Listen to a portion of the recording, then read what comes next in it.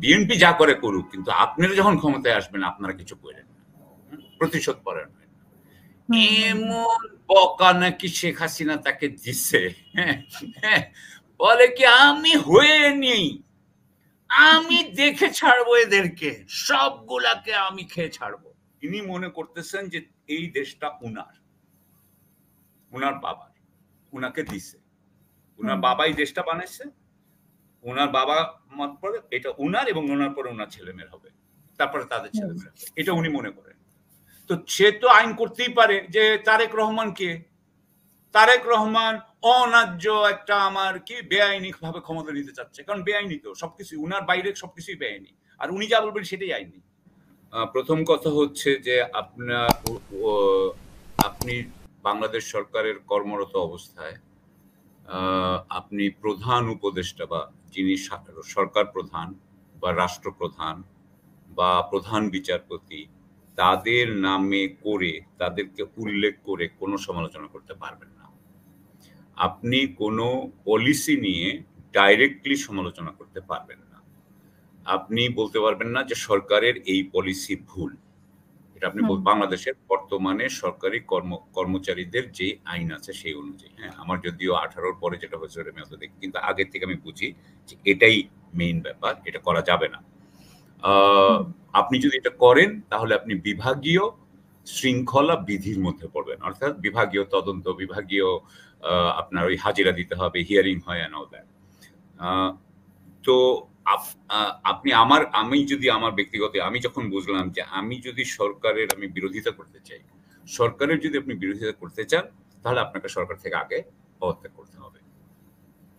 কারণ বাংলাদেশে যেমন ধরেন হুইসেল ব্লোয়ার বলে অ্যাক্ট বলে আমেরিকাতে বা বিদেশে আছে, যে সেখানে হচ্ছে যে আপনি সরকারের যদি কোনো কাজে দেখেন যে সেখানে ব্যত্যয় হচ্ছে, সেখানে চুরি হচ্ছে বা সেখানে অন্য কিছু হচ্ছে যেটা জনগণ জানে না, জনগণের জানা দরকার, সেটা তারা বলতে পারে, কিন্তু এখানে কিন্তু সেটা না।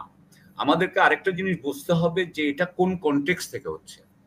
এটা যদি একজন মানুষ তার যদি কোনো রাজনৈতিক এই মানে আমি যেটা বলতেছি ভদ্র মহিলা কে, এটাও কিন্তু আপনাকে বুঝতে হবে। এটা আপনি যদি এটা কিন্তু শূন্যে খালি করলে হবে না। হ্যাঁ, সেটা হচ্ছে যে আমরা যেটুকু জানতে পারছি সেটা হচ্ছে যে তার সাথে আওয়ামী লীগের একটা সংযোগ ছিল। এখন যারা যারা আপনার ওই লেভেলে কাজ করছে তাদের অনেকেরই আওয়ামী লীগের সাথে সংযোগ ছিল। তার যেই সামাজিক মাধ্যমে দেখা গেছে সে আওয়ামী লীগের পক্ষে, আওয়ামী লীগ সরকারের পক্ষে অনেক কথা এর আগেও লিখেছে। তো সুতরাং যে এইভাবে একটি দলীয় ধারণা পোষণ করছে তাকেও কিন্তু এখানে আসলে রাখা যায় না। আর বিশেষ করে আমি বলবো যে আমরা এই যে হাসিনার প্রেতাত্মা যে কথাটা বলছিলাম, হাসিনার প্রেতাত্মারা কিন্তু উপরেও আছে, উপরেও আছে, নিচেও আছে। যারা আগে দলবাজ বসে আছে, মানে ওর মতো এরকম স্ট্যাটাস দিয়ে, হ্যাঁ, এবং তারা বোধহয় ভিতরে ভিতরে কথা বলে দেখি এই ভদ্র মহিলা, এই মহিলা কিন্তু এটা বলার সাহস পাইছে। এটা বলার সাহস পেয়েছেন কেন? কারণ আমার মনে হয় যে ওদের মধ্যে এই ধরনের কথা হচ্ছে। আরেকটা হতে পারে যে আওয়ামী লীগের কারণেই সে কেউ তাকে বলেছে যে তুমি এটা বলো এবং বলে তুমি একটা ইয়ে করো, কারণ এরা তো কিছু করবে না। আসলে গেলে কি হবে, চাকরি যাবে, আমি তোমাকে টাকা দিচ্ছি, কথার কথা। আওয়ামী লীগের পক্ষে তো এই মহিলাকে 1 কোটি টাকা দেওয়া কোনো ব্যাপার না, তাই না? বল 2 কোটি টাকা দেওয়া তো কোনো ব্যাপার না। বলে যে না তুমি এটা চালাই দাও, ওনার তো তোমাকে মারবেও না, কিছুই করবে না, তাই হবে। সারা জীবন ফিনান্স করাও কোনো বিষয় না, মানে সে সারা জীবন যে বেতনটা পেত সে বেতনটা এটা কোনো বিষয় না। এক্স্যাক্টলি এটা ওনাদের কাছে কিছুই না। সো আমি এখানে অনেক করছি, কারণ আপনাকে দেখতে হবে যে শেখ হাসিনা বলছে না যে দেখো না 1 মাসের মতো টিকে কিনা, এমনি বলতেছে কাউন্টডাউন শুরু হয়ে গেছে। এটার মানে কি? এই দুইটা কথার মধ্যে আপনি নিশ্চয়ই মিলটা দেখতে পাচ্ছেন। দুইজনের মধ্যে সুরের মধ্যে মিল আছে। তো এটা কারণটা কি? কারণটা কি কিছু একটা ওরা কুক আপ করার চেষ্টা করতেছে? সেইটারই কি এটা একটা আলামত? তো যাই হোক, আমার মনে হয় যে এটা ওই ওএসডি করলে তো বিভাগীয় শৃঙ্খলা বিধিতে আনা যায় না, সেই জন্য তাকে সাময়িকভাবে বরখাস্ত করা হয়েছে। সাময়িকভাবে বরখাস্ত করলে আপনি এখন তাকে বলা হচ্ছে যে এখন বিভাগীয় বিধির অধীনের যে মানে কার্যক্রম সেটার মধ্যে সে যাবে। যাক, থাকবে। এটা কতদিন ধরে চলবে? ৩ মাস ধরে আমার চলবে। মনে হয় মানে অনেকেরই দাবি তাকে গ্রেফতার করা। আর তাকে গ্রেফতার করে এটাও তো জানা যায় যে কারা এই ধরনের আলোচনা করছে বা কাদের উস্কানিতে সেটা লিখেছে। মানে আসলে আমি যদি সাধারণভাবে বলি তাহলে হচ্ছে কি যে বিদেশের যদি আমি চিন্তা করি, কূটনীতিক ছিলাম তো, আমি তো বিদেশের একটু ভাববই। সেটা হচ্ছে কি যে বিদেশে কি হয়, আগে তদন্ত করে সে কার সাথে কথা বলেছে, এবং যদি আপনার কাছে যথেষ্ট পরিমাণে থাকে, যথেষ্ট পরিমাণে সাক্ষ্য প্রমাণ থাকে যে না এইখানে তদন্ত করার দরকার আছে, তখন তারা মানে উনাকে প্রশ্ন করতে যায়। হ্যাঁ, মানে ওরা কিন্তু তদন্ত করে প্রশ্ন করতে যায়। আর আমাদের এখানে পুলিশ করে কি আগেই প্রশ্ন করে তারপরে তদন্ত শুরু করে আর কি, বলে আমার মনে হয়। তো আপনি যে দেশে আছেন সেখানেও কিন্তু আগে তদন্ত করে তারপর পুলিশ যায় প্রশ্ন করে, পুলিশ গ্রেফতার করে। রাইট, পুলিশ গ্রেফতার করে। সো আমাদের বলে আগেই গ্রেফতার করতে। আমার ওখানে একটু আছে, কিন্তু আমার কথা হচ্ছে যে এইটার ভিতরে কি আছে এটা দেখা দরকার। এটা আমি বলছি। নিশ্চয়ই তাদের মধ্যে এরকম আলোচনা আছে। আর উনি যেটা মানে উনি তো এখন অডিওতেই সবকিছু বলছেন। যেহেতু উনি সরাসরি বলতে পারছেন না। বা সরাসরিও বা উনি তো ভিডিওতে বলতেই পারেন। কিন্তু ভিডিওতে তো উনি বলছেন না। কেউ তো উনার বক্তব্যকে তো আইন করে নিষিদ্ধ করা হয়নি। সো উনি সরাসরি বলতে পারেন এরকম অডিও পরিকল্পিতভাবে অডিও ফাঁস করা থেকে। তো এটা ধারাও উনি যে হুমকিগুলো দিচ্ছেন যে পুলিশ বাহিনীকে উনি দেখে নিবেন যারা আওয়ামী লীগের বা ছাত্রলীগের উপর আক্রমণ করতেছে বা একমাগে শীত জানা, এটাও কিন্তু একটা ধমক, মানে আগের মতোই একটা ধমকের সুরে উনি কথা বলছেন। তো এটার মধ্যে কোনো যৌক্তিকতা আছে বলে আপনি মনে করেন কিনা যে একমাগে শীত জানা বা এক মাসও টিকবে না? না, এগুলো কিন্তু শেখ হাসিনার এটা হচ্ছে উনার চরিত্র, আপনাকে বুঝতে হবে।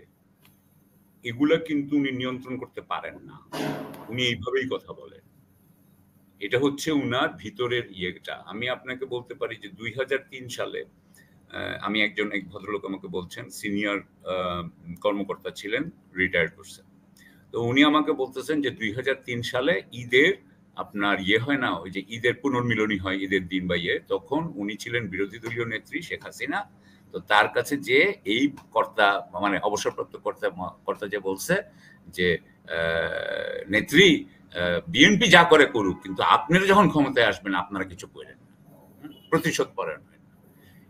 এমন বকা নাকি শেখ হাসিনা তাকে দিছে, বলে কি আমি হয়ে নেই, আমি দেখে ছাড়বো এদেরকে, সবগুলাকে আমি খেয়ে ছাড়বো। এবং ওই কর্মকর্তা তো যিনি সবসময় মানে একটু পক্ষে থাকতে চান এই নেত্রীর, তিনি তো পুরা হায় হায় কি করে ফেললাম। আসলে আমি বলতে চাচ্ছি যে ওই যে দেখতেন না, বলতো না যে কি বঙ্গবন্ধু নিয়ে বলছে লন্ডনে হাটে হাত ভেঙে দিতে পারো না, এরকম আপনার কোথায় জানি এরকম উক্তি আছে। She is very violent in her talk, extremely violent. She is violent in her thought. একটা প্রবলেম সলভ করার ব্যাপারে উনি মনে করেন ভায়োলেন্স দিলেই প্রবলেম সলভ হয়ে যাবে। এভাবেই তো উনি 15 বছর করেছেন। মানে যেটা সর্বশেষ দিয়ে উনি ধরাটা খেলেন। হ্যাঁ, করলেন সর্বশেষ যেভাবে, সর্বশেষ মানে উনার ইয়েটাই হচ্ছে ভায়োলেন্স। হ্যাঁ, উনি আর কিছু বুঝেন না। সো সেই জন্য আমি মনে করি যে এই যে কথাটা উনি বলতেছেন এটা আস্ফালন অবশ্যই, কিন্তু এইটা উনার ইন্টেনশন, এটা উনার নিয়ত, ইনি ওটা চান, উনি আল্লাহর কাছে এইটাই প্রার্থনা করতেছেন উনি আবার আসুক, এসে তারপরে উনি এসে আমি পিটাবো সবগুলাকে। আপনার মনে আছে যে সাংবাদিকদের উদ্দেশ্যে বলেছিল যে এই টেলিভিশনগুলো আমি অনুমতি দিয়েছি, সো আমার এই মতো গেলে আমি বন্ধ করে দিব, এরকম ধমক তো ছিল। অবশ্যই এই দেশ তো উনি মনে করেন এটা উনার, এটা উনার, এবং উনার পরে এটা উনার ছেলে মেয়ের, এটা তো উনি মনে করেন। সেখানে কারো কিছু বলার নাই। না না না না, এই ব্যাপারে উনি আপোষহীন। এবং যেভাবে আইন করে কেউ বুঝাইতে পারবে না। তারেক রহমানের বক্তব্য উনি বন্ধ করেছিলেন, মানে একটা উনি তো দেশে নাই, উনি তো বক্তব্য দিতেই পারতেন, ওনার সোশ্যাল মিডিয়া হোক বা যে কোনো, সেটাকে আইন করে বন্ধ করাটা কতটা যৌক্তিক বলে আপনি মনে করেন? না না, আবার বলছি, আপনার কাছে মনে হবে এগুলো খুবই অযৌক্তিক, এটা গণতান্ত্রিক, এটা তো গণতান্ত্রিক না। কিন্তু আপনি যদি ওনার মেন্টাল ফ্রেমটা চিন্তা করেন, যিনি মনে করতেছেন যে এই দেশটা উনার বাবার, উনাকে দিছে, উনার বাবাই দেশটা বানাইছে, উনার বাবা মত পরে এটা উনার এবং ওনার পরে ওনার ছেলেমেয়ের হবে, তারপরে তাদের ছেলেমেয়ের হবে, এটা উনি মনে করেন। তো সে তো আইন করতেই পারে যে তারেক রহমান কে, তারেক রহমান অন্যায্য একটা আমার কি বেআইনি ভাবে ক্ষমতা নিতে চাচ্ছে, কারণ বেআইনি তো সবকিছু উনার বাইরে সবকিছুই বেআইনি, আর উনি যা বলবেন সেটাই আইনি, উনি তো এটাই মনে করেন, উনার কথাই আইন, হার ওয়ার্ডস ওয়াজ দ্য ল, তাই না? উনি তো মনে করেন উনি যা বলবেন সেটাই আইন। তো আপনি ওনাকে যুক্তি বলতে পারবেন না, এই সমস্ত জিনিস শেখ হাসিনার কাছে খাটে না। মানে এইসব অডিওতে যে উনি হুমকি ধুমকি দিচ্ছে এগুলোর মধ্যে কোনো যৌক্তিকতা অযৌক্তিকতার কোনো খুঁজে, মানে উনি ওনার লেভেলেই কথা বলছেন যেটা উনি এক্স্যাক্টলি এবং সরে গিয়েও উনি একইভাবেই কথা বলছেন। এক কথা বলছেন, উনি সবসময় এটার আপনি বলতে পারেন যে উনি ওনার কর্মীদেরকে সাহস দিচ্ছেন, হ্যাঁ বলতে পারেন। উনি কিন্তু ন্যাচারালি কি অ্যাগ্রেসিভ নন, উনি কি ন্যাচারালি ভায়োলেন্ট নন, অবশ্যই উনি ভায়োলেন্ট ছিলেন সারা জীবন। আপনি ওই যে আমার ফাঁসি চাই মতিউর রহমান রেন্টুর এটা পড়ে দেখেন, হ্যাঁ, বা অন্যান্য যারা কথা বলেছে পড়ে দেখেন, জেনে দেখেন। আমার কথা হচ্ছে যে হ্যাঁ, এর পিছনে কি ভারতের থেকে উনি যে সমর্থন পাচ্ছেন সেই সমর্থনে উনি কি উজ্জীবিত হয়ে উঠছেন না? হয়তো বাংলাদেশের ভিতর থেকে আমলাতন্ত্রের ভিতরে কেউ তাকে জানাচ্ছে, হয়তো আর্মির ভিতর থেকে কেউ জানাচ্ছে, ইন্ডিয়ান রয়ের সাথে কথা বলছে, এগুলো থেকে উনি উজ্জীবিত হচ্ছেন না? হতে পারে, না হলে উনি কাউন্টাউনের কথা বলছেন কেন? আমি বলবো যে এগুলো কোনোটা কি আমি হালকাভাবে নিব না, হালকাভাবে তো কিছু নেওয়ার নাই রাষ্ট্রের ব্যাপারে, এখানে 17-18 কোটি মানুষের ব্যাপার। কিন্তু উনার এটাই হচ্ছে উনার স্টাইল, এটাই হচ্ছে উনার এটাই উনার চরিত্র আর কি, আমি এটা বলতে চাচ্ছি।